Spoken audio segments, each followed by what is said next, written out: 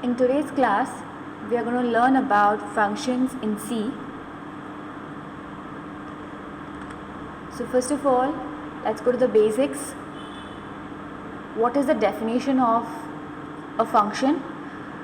A function in C is nothing but a self-contained block of statements that can be executed repeatedly whenever we need it.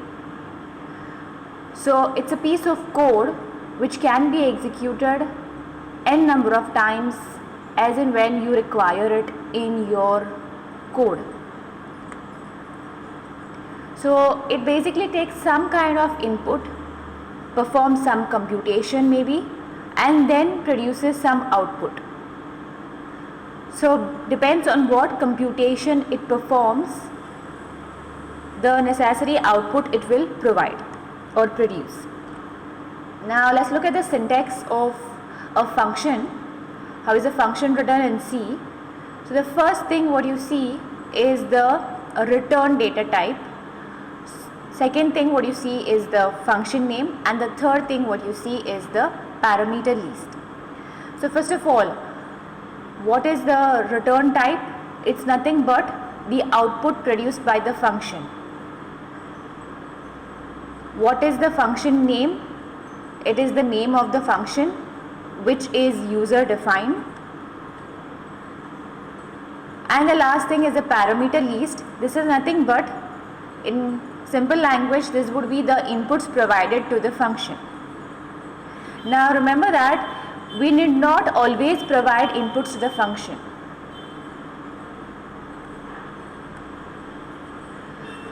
So every C program has at least one function, which is the main function. Now other than the main function, you can keep on adding some additional functions in your program or in your C code. So this is how we would write the main function. The first thing what you see is the return type. This is the return type, and this is the name of the function, which is main. And you have the parenthesis. As you see over here, there's no parameter list. So basically there are no inputs given to this main function. Only thing what you will get is an output, which is of the type integer.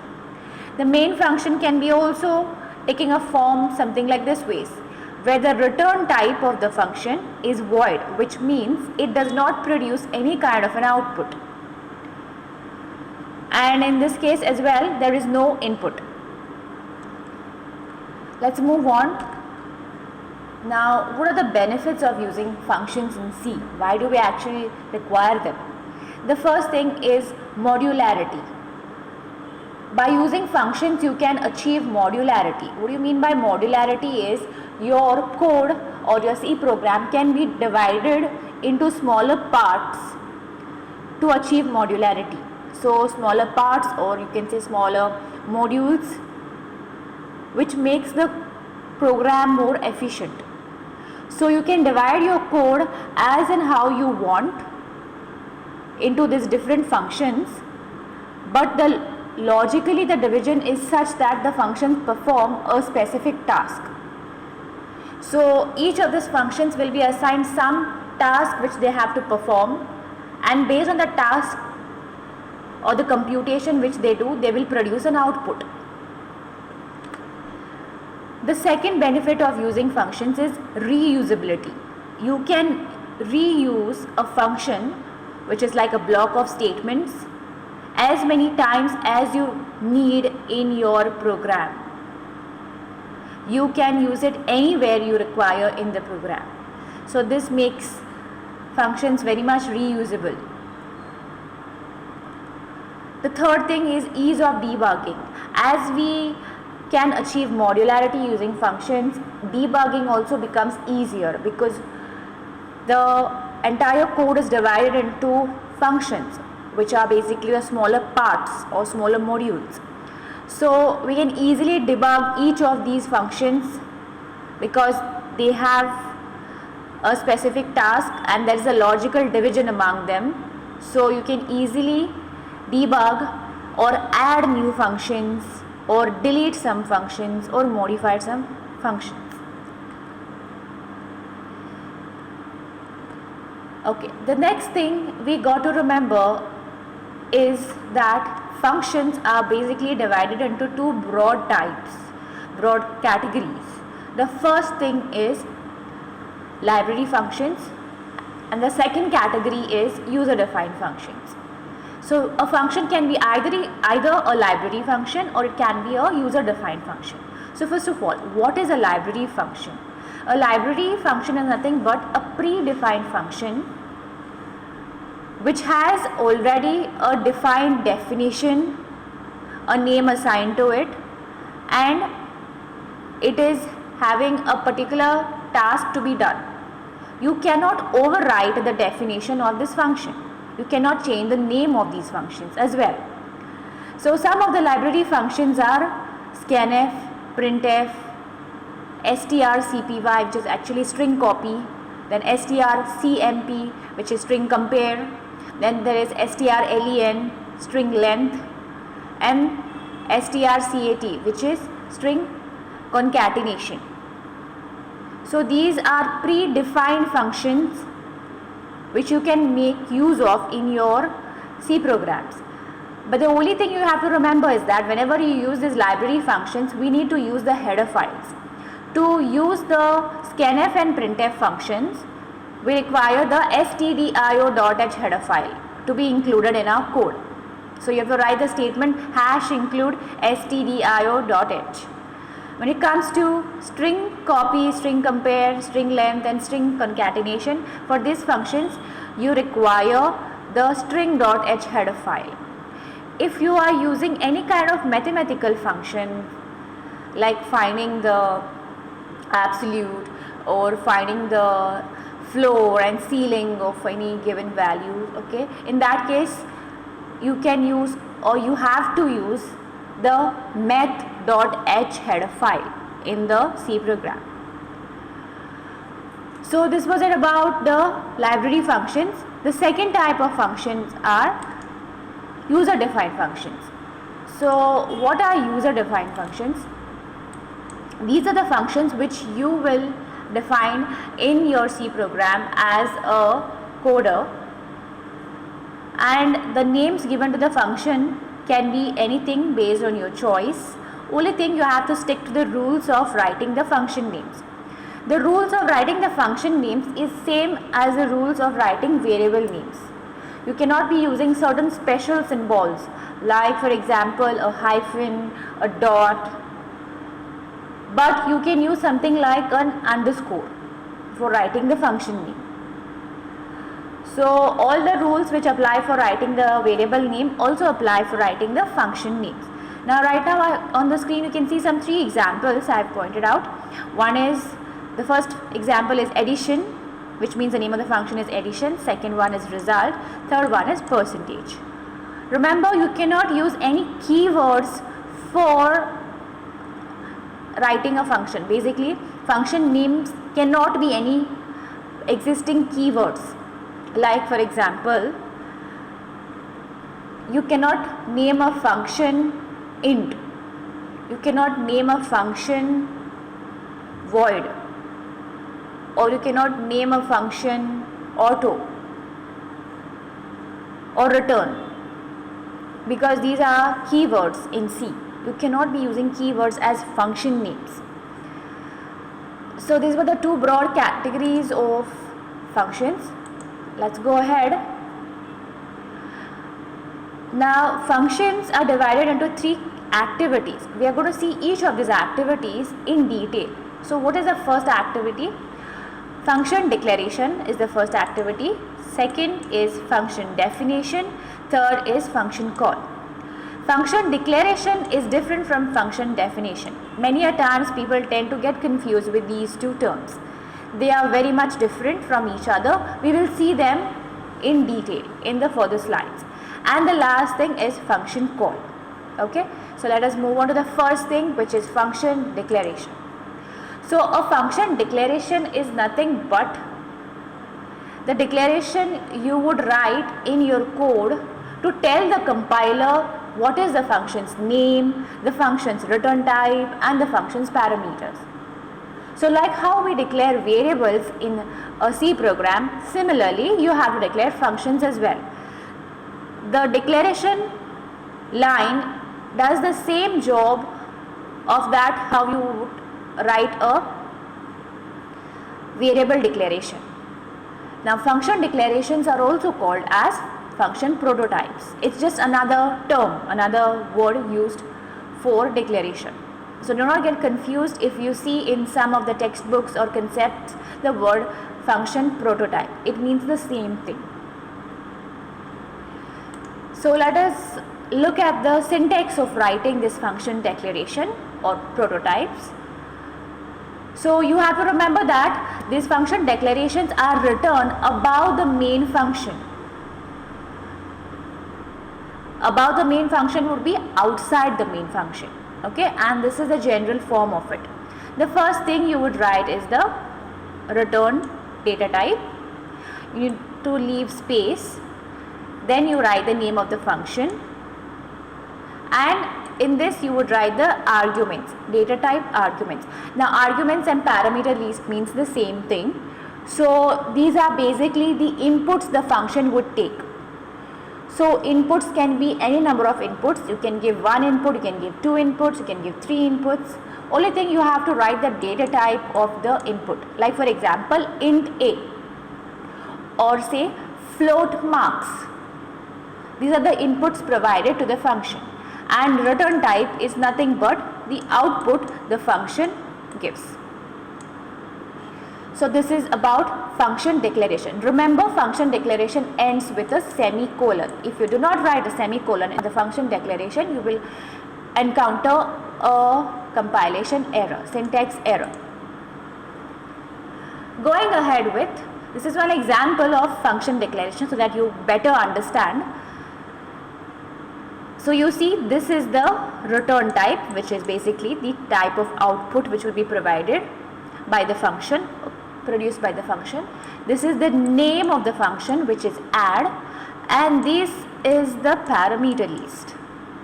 So there are two parameters, one is int a and int b. So these are nothing but the inputs which go to the function. You see, there is a semicolon at the end of the statement, and this function declaration is written above the main function or outside the main function. Okay, so you first include all your header files and then you can write the function declarations. If you have two function declarations, then two function declarations. If you have three functions in your code, you can write three function declarations. Going ahead with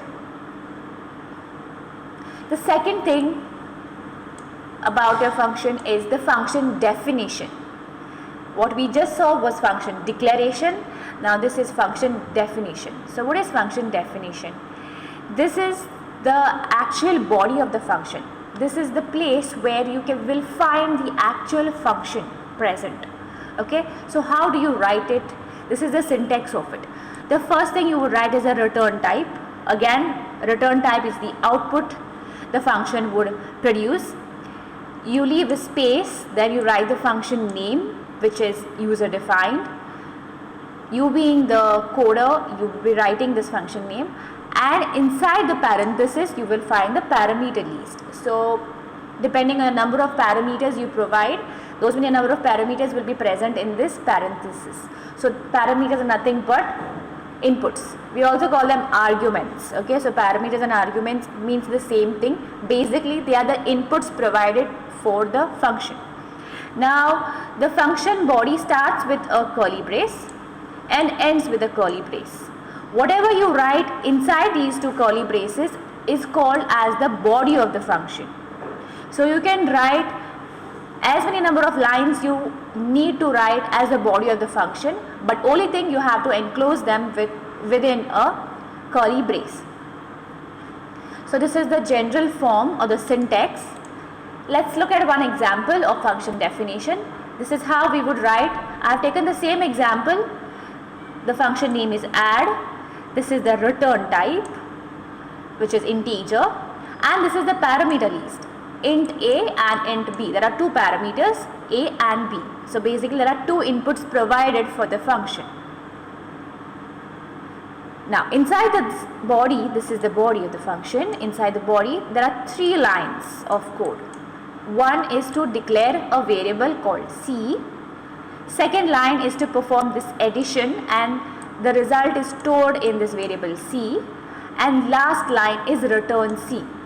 Now it's very important to write this return statement. The reason is that this function add needs to produce some output, basically send some output, in other terms return some output to wherever required, and the output return will be of the type integer. So if you do not write this statement, nothing will be returned or nothing will be produced as an output from the function. So writing this return statement is very important. Okay, let us go to the next thing. The third thing is function call. Okay, now what is a function call? Function call is that line in the C program which calls the required function whenever needed. So you can call a function whenever needed in your program by writing this function call. You just cannot evoke a function. You cannot just expect a function to execute. It's a must to write a function call if you need to execute the function call in a program. So this was it about the three things of a function. First one is a function declaration, then is function definition, and next is the function call. So we shall see all of these three things in one example program. So this program does the addition of two numbers. The two numbers are A and B, where A takes a value of 10 and B takes a value of 20. So how will you go about the addition? First of all, you have to write the header file. Now this line is your function declaration, which means this line tells the compiler that there is a function called as add which will be used in the program. It takes two parameters A and B and the return type of it is int. The next thing you see over here is the main function. So this is the main function. Okay, and what you see over here is the actual function add which we have written. Okay, you see that this add function is outside the main function. The main function begins over here and ends over here. The add function is outside the main function. Now this is the function definition, what you see. It does not have a semicolon. Remember, please do not get confused between function definition and declaration. Function definition does not have a semicolon. After the function definition, you write the curly brace and inside is the body of the function. Sorry, this is not function call, this is the function body. That was a mistake in the slide. This is the function body. So the next thing is the main function. Now inside the main function, the most important line is the function call. Now this is the function call. So function call is that line which will call the required function. So how do you write a function call? You have to write the name of the function and inside the parenthesis you have to write the inputs which the function will take, the parameter values the function would take. Like for example, add is the name of the function and the first value to be sent as input is 10 and 20. So basically this 10 will be stored in the variable A and 20 will be stored in the variable B. So this 10 will come over here and 20 will come over here. So 10 plus 20 will provide you an output of 30 which will be stored in the variable C, and then 30, which is the answer, will be then returned to the place where the function call is. I'll use another color. So here the answer 30 will be returned as an output. So hence the variable C will have a value of 30, and when we print this statement, C will be having a value of 30 which will get printed onto the console. So that is it. This is how the program will function with respect to functions. I will clear off the entire ink marks. Now you have to remember the flow of the program. First line which will get executed is the header file. After that will be the function declaration. After that we will start with the main function. The main function will get executed. Now once the main function gets executed, this line will get executed where you declare and initialize.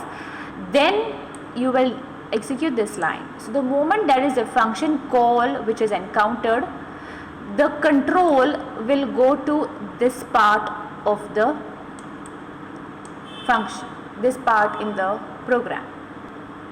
So this entire function will get executed. Now the answer, which is 30 actually in our case, that will get returned, will be produced as an output and placed over here in the program. And then this line will get executed, and finally the last line of the main function will get executed. So this is the order of execution of this example program, which does the addition of two numbers. Let us move on to the next thing. This is a practice program for you all. Write a C program to find the square of a number using functions. So use functions and write a program to find the square of a number. So square of 2 would be 4. So you have to produce 4 as the output using functions. Going ahead with now variables. Whenever we say functions, okay, we encounter two types of variables. Okay, one is local, second is global, right? So what is a local variable? A local variable is that variable which is declared inside a function. What I mean by inside a function is within the curly braces of the function. It is declared inside the function only, and it can be also used only within the function. It cannot be used outside the curly braces of the function. But a global variable is something which is declared outside all the functions, and the global variable is accessible in any part of the program. All other functions or all other parts of the program can access this global variable. Let's see an example to get this better. So this is an example. There is a variable called global. I have named it also as global. It is of the type integer and it will have this value initialized. So you see, this is a global variable which is declared outside all the functions. It is declared outside the main function, outside the function test. So it is completely outside of all the functions. But this global variable can be used within the main function. Main function begins over here and ends over here. It can be used very easily in this line within the main function. And also this global variable can be used inside this test function in this line as well. If you see, if you print this line, the value of the global variable will be printed, which means I can access that global variable and use it however I want in any part of my code. Now suppose if I declare a variable, say int, say b over here. Now this b variable is actually local variable. Why local? Because this variable b can be used only within the function test. It cannot be used by the main function or anywhere outside the test function. This variable b will not be used, cannot be used. So this is a difference between a global variable and a local variable. So two types of variables exist, one is local and one is global. So depending on what type of application or what type of program you want to design, based on that you have to choose what kind of variables you require, whether you require local variables or global variables. That's it for today's session. Thank you for watching the session.